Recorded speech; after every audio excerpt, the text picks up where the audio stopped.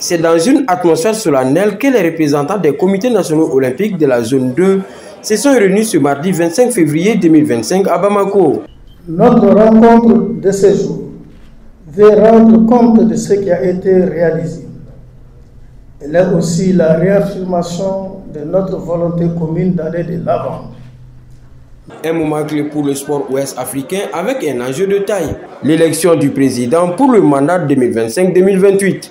Sans surprise, Habib Sissoko a été reconduit à la tête de cette instance. Nous abordons un nouveau quadriennal. La richesse des idées novatrices en vue du renforcement de la compréhension et de la cohésion au sein de la famille sera au cœur de nos réflexions. Il s'agit principalement de l'amélioration de la gouvernance et la participation responsable de chaque cellule. Un discours qui reflète les défis traversés ces dernières années, marqués par la pandémie de Covid-19, les tensions politiques et les difficultés économiques.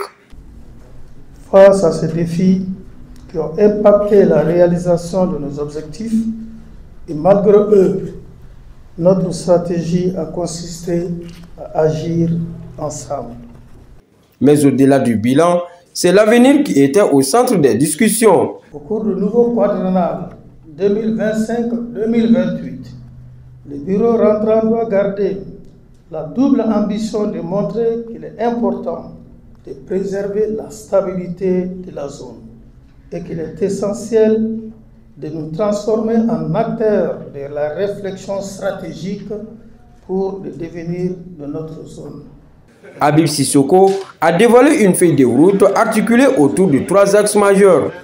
L'adaptation de nos tests à l'évolution de notre association, l'implication effective des pays dans l'organisation de ces activités.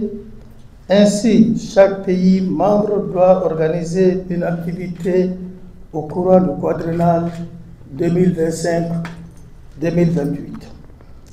La mobilisation des ressources indispensables à la réalisation des programmes. Le paiement des cotisations statutaires est un engagement prioritaire.